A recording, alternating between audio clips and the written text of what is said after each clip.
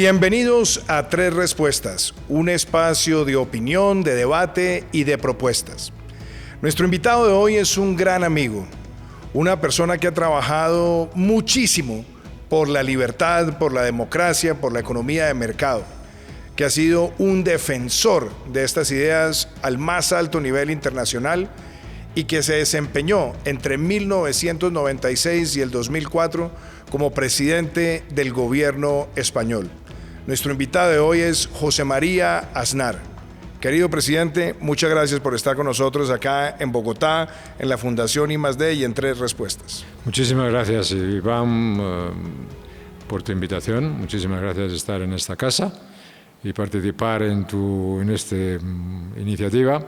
Y encantado de estar contigo y de conversar contigo, como siempre. Pues es un verdadero honor, José María. Y bueno, yo quiero empezar con una serie de reflexiones. Durante mucho tiempo has analizado, has escrito qué está pasando con la democracia, alertas mucho sobre los riesgos de la democracia, lo has hecho en el plano europeo, lo has hecho en el plano iberoamericano, lo has hecho también analizando lo que ocurre en este momento en el conflicto entre Rusia y Ucrania. Entonces quisiera empezar por eso. ¿Sientes o ves en este momento que estamos teniendo un retroceso en las democracias a nivel global y particularmente en Iberoamérica? Yo sigo creyendo en la fortaleza de la democracia, pero sigo pensando que las democracias son sistemas frágiles y que por lo tanto los tenemos que cuidar mucho, ¿no?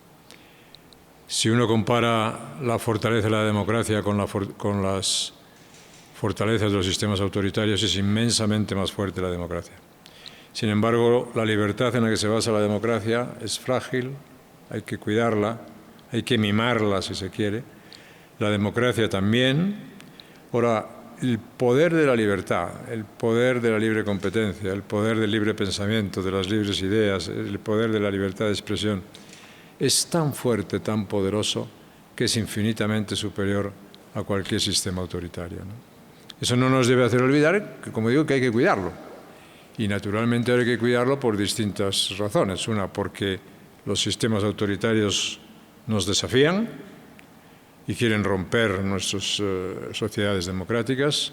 Segundo, porque la revolución tecnológica que vivimos afecta a la vida de las sociedades democráticas y afecta a la estructura de las sociedades democráticas. Y tercero, porque las realidades geopolíticas del mundo pues ponen en cuestión muchas de los fundamentos de nuestras democracias, y hay personas que tienen dudas sobre si seguir creyendo o no en las instituciones democráticas. Todas esas cosas pues las tenemos que tener muy presentes si queremos acertar. José María, un amigo en común nuestro, Moisés Naim, ha hablado mucho de 3 P's que amenazan hoy las democracias: populismo, posverdad, polarización. Pero también es cierto que esos 3 fenómenos se aceleran cuando vemos todo este avance de tecnologías, sobre todo en materia de redes sociales y ahora también con la exponencialidad de la inteligencia artificial, donde hay espacios para que la manipulación de las ideas y de los votantes se haga mucho más evidente. Tú escribiste un libro hace unos años que a mí me ha encantado, que es Cartas a un joven español, donde invitas a los jóvenes a no tragar entero, a entender el valor de las ideas liberales, a ser conscientes sobre la protección de la democracia. Y yo quisiera preguntarte, si volvieras a escribir ese libro hoy o si lo actualizaras, frente a estos 3 fenómenos, populismo, polarización y posverdad, ¿qué recomendación le harías a un joven español, o mejor aún, a un joven iberoamericano, para poder entender el valor de la democracia y defenderla? Hoy más que nunca creer en las virtudes democráticas clásicas. Hoy más que nunca creer en las virtudes, en la defensa de la libertad, la defensa del libre mercado, la libertad de opinión, la libertad de expresión, la libertad de pensamiento, aquello que ha forjado nuestros sistemas de sociedades libres como los más eficaces, estables y los que más prosperidad han dado al mundo, ¿no? Y luego basar fundamentalmente el contenido de nuestras sociedades en la recuperación de las humanidades. La gran diferencia de la revolución tecnológica que vivimos con otras revoluciones es que esta revolución tecnológica abre una incógnita enorme sobre el futuro del ser humano. Es decir, esta revolución tecnológica, la inteligencia artificial, en gran medida está concebida y está creada para sustituir al ser humano. Y solamente puede ser controlada si nosotros, los seres humanos, decidimos que nuestros valores, que nuestros sistemas, que nuestras virtudes, que nuestro modo de vida tiene que prevalecer. Y eso es el sentido que tiene que tener la ética, que tiene que tener la política, que tiene que tener el estudio de la historia, la filosofía, todo aquello que te da la explicación del sentido de las cosas. Eso es lo más importante. Eso no lo da el populismo, que es de aquí para mañana, que son recetas baratas. Eso no lo dan las otras P's de Moisés Naím, porque son P's fracasadas, ¿no? Eso no lo da la desinformación, que forma parte de uno de los peligros de la inteligencia artificial. Eso no lo da la manipulación, ¿no? El volver, el recuperar la esencia fundamental de las virtudes democráticas aplicadas al mundo de hoy, a mí me parece lo absolutamente determinante para nuestro futuro. Y si uno piensa, por ejemplo, José María, en España hoy, y lo digo sobre la base de que España siempre ha sido un referente también para toda la región latinoamericana cuando pensamos en el concepto iberoamericano. Y vemos el comportamiento de la democracia española recientemente, donde hay un presidente del gobierno que construye una coalición con grupos minoritarios, muchos de ellos antiespañoles, por llamarlos así, o bien porque promueven el separatismo, o bien porque albergan ideas que no responden a la unidad de España. ¿Qué puede hacer para que España recupere ese rol de ser un verdadero referente? ¿Y qué puede hacer la democracia española también para fortalecerse cuando hay un gobierno que lo dirige hoy quien no obtuvo la mayoría en las elecciones? Para un demócrata que dé la confianza en los ciudadanos y la confianza en la respuesta de los ciudadanos españoles, que hay que articular, que hay que unir, que hay que saber expresar, ¿no? Pero lo que ha decidido el actual gobierno de España son dos decisiones de gran trascendencia y muy peligrosas para el país. Lo primero es considerar que el Partido Socialista y una parte muy importante de la izquierda española sale del pacto de la transición que trajo la democracia a España y que dio décadas de estabilidad, de prosperidad, de seguridad, de nueva presencia internacional, nacional en España, que cambió la vida histórica de España. Y segundo, sale del pacto constitucional. ¿Qué significa salir de la transición y del pacto constitucional? Pues abrirse a un panorama absolutamente populista, con tendencias y pulsiones y tics absolutamente autoritarios, que lleva probablemente al planteamiento de un proceso constituyente, de una gran mutación constitucional, en la cual la idea final es que España deje de ser una monarquía parlamentaria democrática para pasar a ser una república confederal populista. Eso es el fondo del fondo de lo que está pasando en España, ¿no? El día a día está bañado de políticas populistas, de expresiones populistas, de desaires institucionales, de intentos de controles institucionales, de desaires parlamentarios, de desaires y de intento de control de todo aquello que debe ser el fundamento de una democracia viva y de una democracia que funciona correctamente. Tú has sido un defensor del liberalismo, José María, liberalismo clásico, y lo has hecho además con pedagogía. Hiciste reformas económicas que le dieron un empuje tremendo a España. Abriste las empresas españolas como en ningún otro gobierno hacia América Latina. Le hiciste también una gran apuesta para que España se conectara mucho más con la economía de los Estados Unidos, además con un elemento visionario que era advertir que Estados Unidos muy pronto sería, después de México, el segundo país con más población hispanoparlante. Y hoy me pregunto, esas ideas liberales, esa concepción de una España que defiende la libertad empresarial, que garantiza la estabilidad de los mercados, ¿esa España todavía está vigente o sientes que hay retrocesos en ese sentido? No, había un retroceso muy claro. Lo que están vigentes son las ideas y lo que están vigentes es evidentemente que los hechos son incontestables. Es decir, cuando en España se han aplicado políticas basadas en los principios liberales por ejemplo, cuando en España se han bajado impuestos, cuando en España se ha controlado el gasto, cuando en España ha habido equilibrio presupuestario, cuando en España ha habido más competencia, cuando en España se han privatizado empresas, cuando las empresas han podido competir entre ellas, ha habido una explosión de empleo, ha habido una explosión de inversión, ha habido una explosión de prosperidad. Esos son los datos de la historia, ¿no? Y por lo tanto, ¿ahora ha habido un retroceso? Sí, porque hoy esos principios liberales, tú, Iván, sabes muy bien que hay que saber cuándo estás en mayoría o en minoría. Esos principios liberales hoy estamos en minoría, pero no quiere decir que no estén vigentes, están muy vigentes y deben estar más vigentes en el futuro, ¿no? Ahora, las políticas intervencionistas, las políticas populistas, las políticas autoritarias, en gran medida son las que pueden prevalecer, ¿no? Y la confrontación prevalece sobre la búsqueda de las reformas.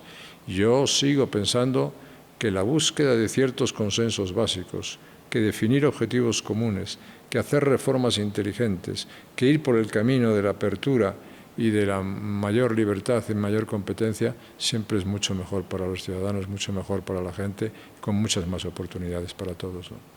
Hay un reto hoy, voy a cambiar de tercio, como dirían los taurinos, que tiene que ver con lo que significa el conflicto entre Rusia y Ucrania para Europa, para la libertad, para la democracia.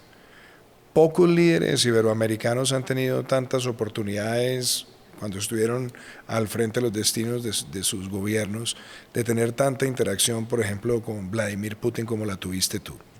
Y pocas personas conocen a profundidad, como lo haces tú en Iberoamérica, lo que significó todo ese proceso de las nuevas repúblicas después del fin de la Unión Soviética. ¿Qué significa este conflicto entre Rusia y Ucrania hoy? Y una pregunta muy concreta. ¿Cómo crees que puede terminar esto si es que le ves algún fin cercano? El conflicto entre Rusia y Ucrania es una parte del conflicto, del desafío al orden mundial establecido después de la Segunda Guerra Mundial y después de la Guerra Fría, y establecido fundamentalmente a los países y poderes occidentales. Ese desafío lo marca Rusia, lo marca China, lo marca Corea del Norte y lo marca Irán en el Medio Oriente, y lo marca en América Cuba desde mucho tiempo, y lo marca ahora Venezuela, acompañado por Nicaragua y por alguno más, ¿no? Todo forma parte de lo mismo. Es el desafío de los sistemas autoritarios que quieren cambiar los sistemas de gobierno del mundo y que quieren intervenir en las sociedades democráticas, ¿no? Y eso es todo el proceso que hablábamos un poco antes de desinformación y de intervención electoral que son llevados a cabo desde esos países, ¿no? Vamos a ver, yo creo que si se consiente que un país a día de hoy viole unas fronteras soberanas reconocidas de otro país sin consecuencias y se le permite hacerlo, pues a partir de ahí se ha abierto una caja en la cual puede ocurrir eso en cualquier parte del mundo. Una cosa es que Rusia quiera volver a tener un gran predominio como poder internacional y sea reconocido como tal, que es la ambición de Putin. Putin es un dirigente nacionalista que quiere recuperar el poder antiguo que tuvo Rusia, y otra cosa distinta es que se acepte que eso sea por la toma violenta o por la invasión violenta de un país, ¿no? Yo creo que no solamente debemos ayudar a Ucrania para que sobreviva, debemos ayudar a Ucrania para que se restablezca la situación. Putin intervino en el año 2008 en Georgia, Putin se quedó con Crimea. Putin no debe quedarse con ninguna parte del territorio ucraniano y debemos ser muy claros por eso. Si lo hacemos, si lo consentimos, pagaremos un precio por ello, ¿no? Hoy la OTAN es mucho más fuerte, hoy el mundo occidental es más fuerte, hoy las posibilidades de defender ayudar a los ucranianos son más poderosas, pero depende de una voluntad política, ¿no? A mí, sinceramente, creo que las posibilidades de un acuerdo en el que se le diga a Putin quédate con lo que has conquistado y se le diga a Zelensky tienes que dejar lo que has conquistado, me parece una decisión muy mala para la seguridad y para la estabilidad del mundo. Hay que ayudar a los ucranianos, apoyar a los ucranianos a que ganen. Esa es la apuesta. Y ahí yo no puedo dejar de hacer también de pronto una pregunta, porque si algo caracteriza a José María Aznar es que nunca está en el terreno de las ambigüedades. ¿Qué opinión te merece toda esta demora de años y años frente al proceso de que Ucrania se una a la Unión Europea y lo que es aún peor, la llegada de Ucrania a la OTAN? El proceso está abierto. No, pero ¿no sientes que es muy lento? Como que, Sí, como pero que va... hay que darle, porque todos esos procesos no son procesos fáciles. Lo importante es que sean procesos abiertos que vayan dando pasos adelante y vayan siguiendo, ¿no? Lo que es más importante ahora es transmitir a los ucranianos, decir, os vamos a ayudar para ganar. Eso todavía es más importante que decirle, vais a ser miembros de la Unión Europea pero con Ucrania amputada. O vais a ser miembro de la OTAN con Ucrania amputada, porque tú puedes decir, oiga, pues si me amputa mi territorio, ¿por qué me garantiza que la OTAN me lo vaya a defender en el futuro, ¿no? Porque entonces es muy importante que lo que hay que hacer previamente, que es ayudarles a ellos, como te digo, no solamente a sobrevivir, sino a ganar, es lo que se haga. Yo sé que eso la política tiene sus riesgos. Yo sé muy bien lo que significan los riesgos, y cuando se le oye a Putin decir, bueno, pues yo soy capaz de utilizar un arma nuclear o lo que sea. Bueno, yo quiero decir que todas esas cosas hay que interpretarlas correctamente en el sentido correcto de las cosas y de la utilización de esas cosas. No quiere decir que ese riesgo no exista. Quiere decir que tú no te tienes que pegar a las amenazas en ningún tipo, ¿no?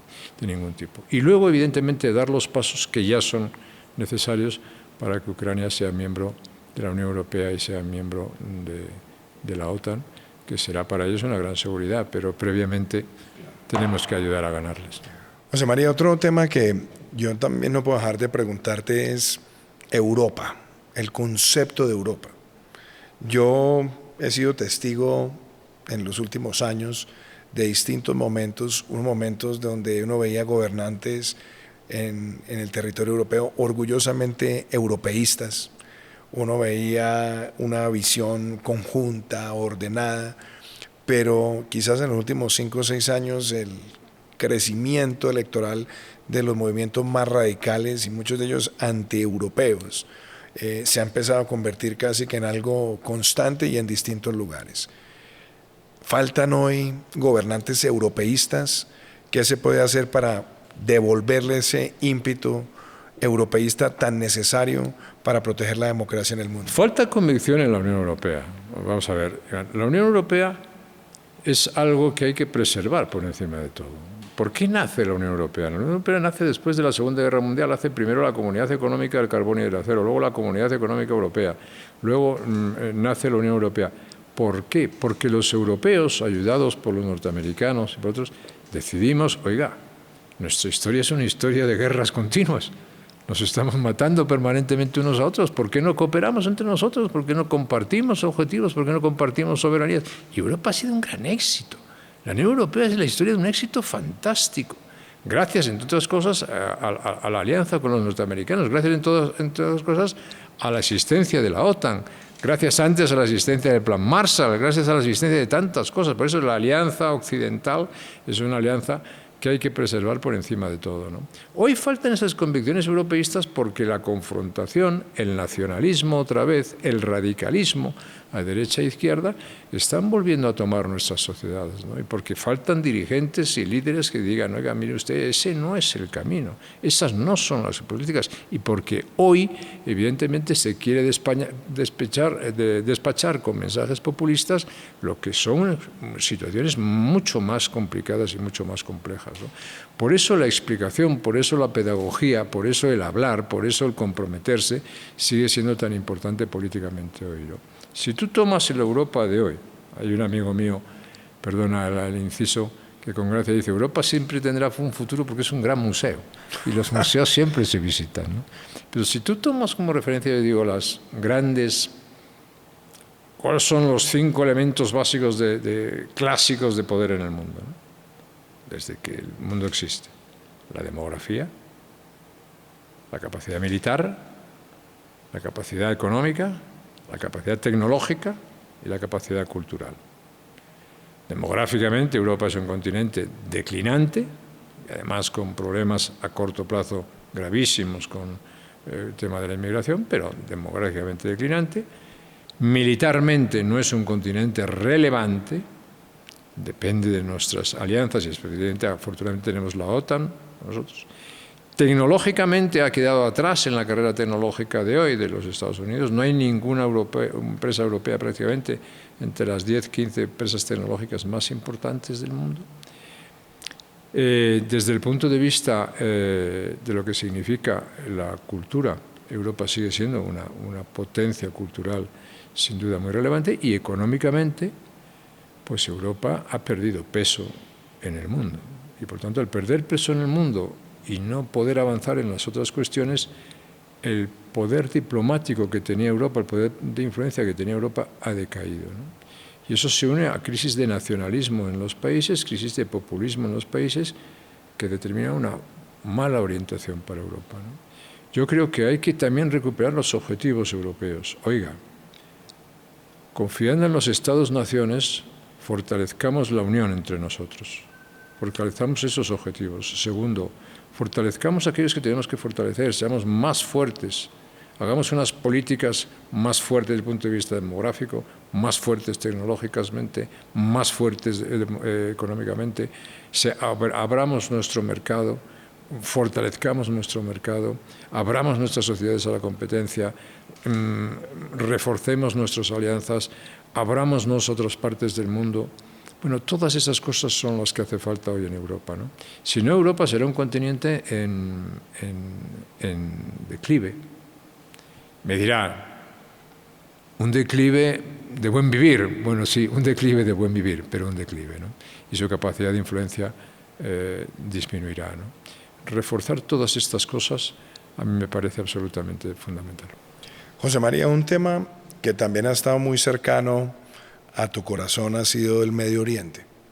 Has tenido una relación histórica y cercana con Israel, pero también ayudaste a forjar un entorno de relaciones internacionales muy valiosos y estratégicos para España con los Emiratos Árabes, lo hiciste con Arabia Saudita, con muchos países. Conoces como pocas personas los retos geopolíticos que existen en esa región. ¿Cómo estás viendo en este momento la situación entre Palestina e Israel, o particularmente toda esta derivación de ese ataque horrendo que ocurrió el año pasado en octubre? Ya vamos a cumplir un año de esa tragedia, y la necesidad para poder soñar con algún tipo de solución, con que no exista esa amenaza latente jamás. Primero, ¿cómo lo ves? Y segundo, la reacción que has visto en Occidente frente a este fenómeno, ¿cómo la juzgarías?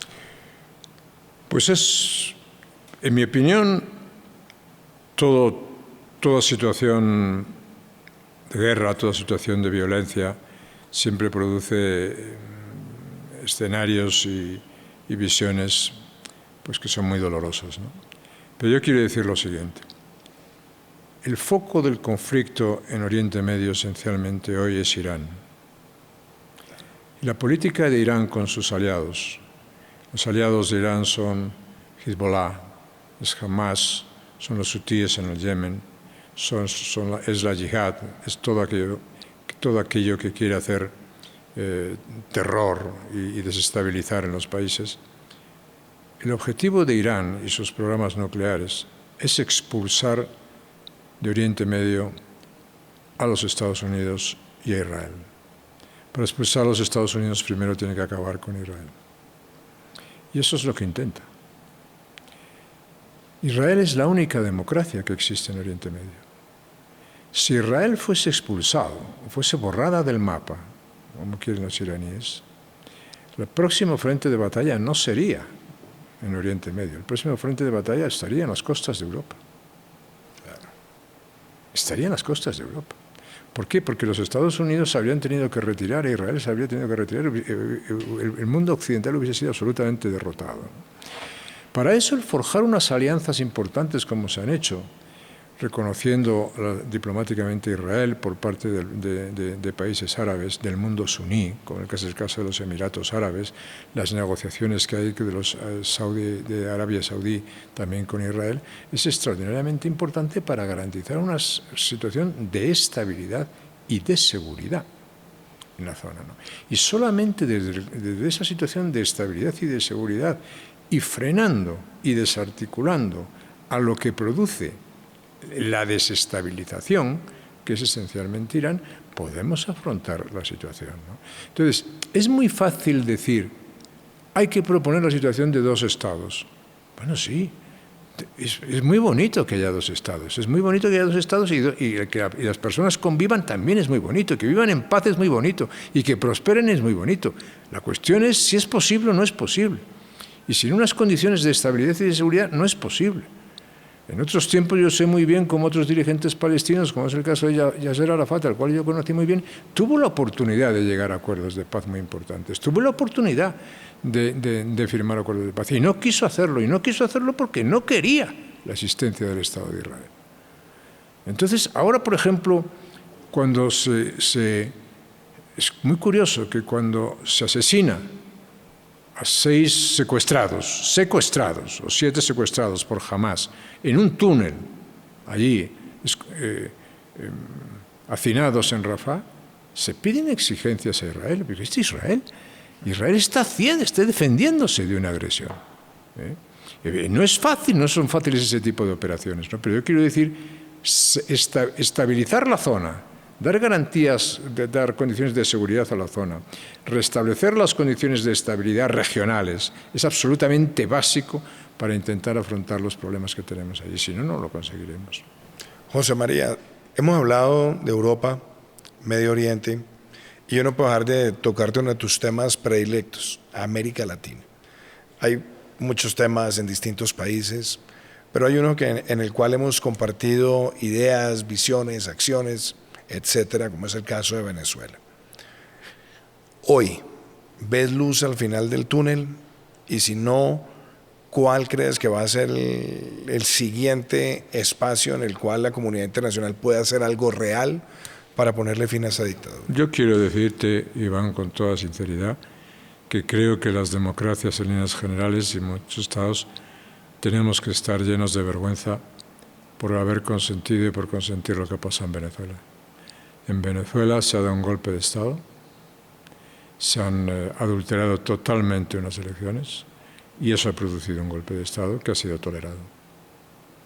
A los venezolanos al final se les ha dejado solos en esa lucha y pensar que eso no pasará a un precio grande a democracias americanas en países iberoamericanos es un error y que también pasará será un coste grave en países europeos y en todas las democracias del mundo.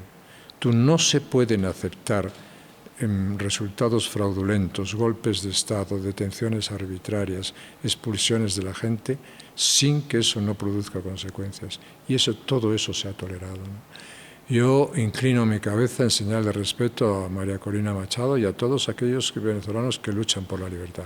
Y deseo ver una luz al final del túnel, pero lo que no veo es una luz en tantos gobiernos, en tantos sistemas, en tantos presidentes que no están haciendo lo que deben. Y ahí puedo hacer la pregunta también muy puntual. España frente a la situación de Venezuela, en mi opinión, ha sido absolutamente ambigua y muchas veces ha sido más proclive de alguna manera a guardar las formas diplomáticas con Maduro que a realmente hacer algo proactivo. El gobierno español ha contribuido activamente a que Maduro consiga sus objetivos.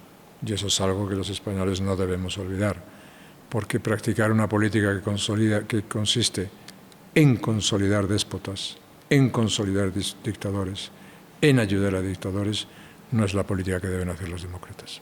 Hay 2 temas que hoy suscitan bastante efervescencia, a mí muchísima preocupación. La reforma judicial que se está adelantando en México y la reciente supresión de X en Brasil. Temas que de pronto mucha gente los deja pasar porque o no los conoce o no entiende la profundidad o las implicaciones que esto pueda tener. ¿Qué lectura le hace a esos fenómenos? Son 2 cuestiones que yo creo que tienen alguna diferenciación. La primera es el respeto a la democracia clásica fundamentada en el Estado de Derecho. Y el Estado de Derecho significa la separación de poderes. Una de las cosas que estamos viviendo es el intento de control de la justicia, no solo en México, también en España. Los países que quieren controlar la justicia, que quieren eliminar la separación de poderes, que quieren cuestionar el Estado de Derecho, son los países que están poniendo en peligro sus sistemas democráticos, que están desarrollando populismos de tendencias autoritarias. Otra cosa distinta son la evolución de las redes sociales y el debate que hay que tener sobre ellos y dónde pueden estar los límites de la libertad de expresión. Tú y yo somos partidarios de la libertad de expresión, totalmente. Y yo soy partidario de la libertad de expresión más amplia posible. Dicho eso, la libertad y también la libertad de expresión siempre ha tenido un límite. Y el límite lo marca la ley, lo marcan las leyes. Es decir, los diarios, las televisiones, los medios de información, los periódicos, también han tenido límites en el ejercicio de la libertad de expresión, ¿no? Unos límites morales, unos límites éticos, unos límites legales, ¿no? Eso también es aplicable a las redes sociales, ¿no? Es más complicado entrar en ese debate, ¿no? Pero yo quiero decirte que no confío mucho en una libertad basada en el anonimato. De acuerdo. El anonimato es la antesala de la cobardía, lo cual no quiere decir que haya que poner límites a ningún tipo de libertad de expresión, no. Pero digo, sobre el anonimato, antesala de la cobardía, no puede fundamentarse la libertad. No, y además ha sido utilizado como un mecanismo para generar yo creo que son difamación. Cosas distintas. Hay que discutir eso. Hay que discutir todos los elementos de desinformación, de manipulación, de creación de realidades artificiales. Todo eso hay que distinguirlo de lo que significa el mantenimiento del Estado de Derecho, ¿no? Lo que no podemos aceptar es que todo eso pueda ser interpretado como un pretexto para condicionar la libertad de expresión. No. Para condicionar la libertad de expresión, no. Oiga, pero no me diga usted que el anonimato garantiza la responsabilidad o garantiza que es la base de la libertad. No, así no es. Eso no funciona de esa manera. Como ya estamos llegando al final de esta conversación tan amena, José María, y de verdad, qué gran honor tenerte acá en Colombia. El José María de hoy, ¿qué le diría al José María del 96 o del 2000? Porque hay un José María que llega a la presidencia en sus 40, con una energía tremenda, hace grandes reformas, y hay un José María después del 2004, el José María que crea FAES, que tiene el Instituto Atlántico, que sigue recorriendo el mundo, que sigue analizando lo que pasa en distintos lugares del planeta, pero también como nos pasa quienes hemos sido cabezas de un gobierno, estamos constantemente revisando muchas cosas de nuestra vida y particularmente el tiempo de gobierno. Ese José María de hoy, ¿qué le diría a ese José María del 96? Diría, después de la experiencia de gobierno, José María, ya te has dado cuenta que hay vida después del gobierno. Hay vida y hay una vida que se hay que aprovechar, ¿no? Y ahora mismo, hace unos años me reuní con un colega nuestro y 10 años después de haber salido los dos del gobierno, ¿no? Y me preguntó, ¿en qué somos diferentes de hace 10 años? Y los dos convinimos en lo mismo, sabemos más. Sabemos mucho más, ¿no? Pero sabiendo, es decir, hay que dedicar mucho tiempo a entender las cosas, ¿no? Yo dedico todo el tiempo que puedo a estudiar, dedico todo el tiempo que puedo a intentar comprender lo que ocurre, porque intentando comprender lo que ocurre, puedes intentar ayudar a resolver los problemas que hay, ¿no? Y uno de los problemas que veo en el mundo de hoy, en el liderazgo de hoy, es que no se dedica tiempo a entender lo que ocurre, sino que se dedica tiempo a la inmediatez, a lo fácil, al insulto, a la descalificación, al populismo barato. Pero yo digo, no se puede ser un buen líder si no tienes unos fundamentos razonables de historia, si no comprendes lo que pasa, si no entiendes lo que tienes entre manos, si no puedes explicar razonablemente las cosas, si no sabes dónde están situados no solamente los problemas, sino ni siquiera en algunos casos los países geográficamente, ¿no? Eso es muy importante, dedicarte a entender lo que pasa, tener esa ambición intelectual de comprender las cosas, es lo mejor que podemos hacer para intentar que las cosas, pues vayan mejor de lo que van, que los valores que defendemos y las ideas que defendemos y sobre todo la libertad no se pierdan, ¿no? que seamos conscientes de los riesgos que tenemos para, a su vez, construir las esperanzas que deben fundamentar nuestro futuro, ¿no? Y en eso estoy con la mayor intensidad. Y el José María de hoy tiene un ancla muy importante en la filantropía. Y yo quisiera que le habláramos de eso a las personas que nos están escuchando. ¿Cómo va la Fundación para el Análisis y los Estudios Sociales, FAES? ¿Y cómo va el Instituto Atlántico? Dos proyectos que has liderado y que hoy son, uno, muy enfocado en educación de calidad y tratar de llevar a que los jóvenes entiendan cosas de manera distinta y entiendan también esas relaciones transatlánticas. Y por otro lado, FAES, que se ha convertido en uno de los centros de formación de liderazgo político juvenil más importante de Iberoamérica. ¿Cómo van esos dos proyectos? Tengo la satisfacción y el honor, por ejemplo, de que haya, por la Fundación FAES, han pasado más de 1000 becarios iberoamericanos, ¿no? Y que he viajado por muchos países iberoamericanos, viajo por muchos países iberoamericanos y en muchos gobiernos, en muchas empresas. Me encuentro con personas que me dicen, yo he sido becario de FAES, yo fui becario de FAES en este año, en el otro participé en este programa, participé en este. Eso está.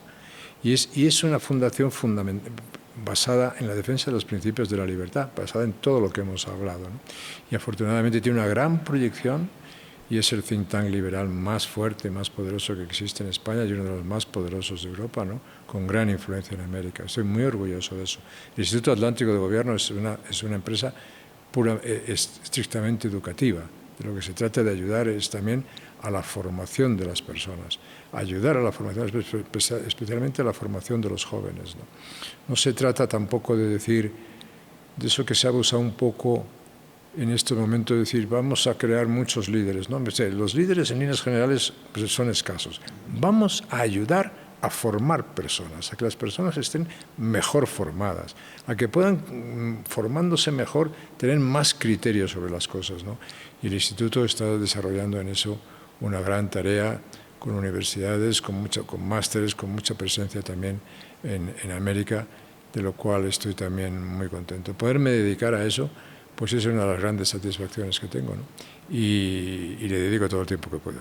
Mi última pregunta, José María. Ha escrito muchos libros que a mí me encantó, 8 años de gobierno, como te conté, Cartas a un joven español. También disfruté mucho esa revisión de personajes con los que conviviste en la experiencia de gobierno. Pero ¿cuál es el próximo libro que tienes entre ceja y ceja? ¿En qué podemos basar nuestra esperanza de futuro, ¿no? En eso estamos. ¿En qué lo podemos basar, ¿no? ¿Y para cuándo? En este mundo que hemos hablado, ¿en qué cosas debemos basar, en qué valores, en qué cosas, en qué políticas debemos basar nuestra esperanza de futuro? Yo creo que hay que darle un par de años. José María Aznar, muchas gracias, presidente, por estar gracias, acá en Tres Respuestas y gracias por estar en Colombia. Ha sido un placer, como siempre, estar contigo. Muchísimas gracias. Y estar en Colombia, siempre.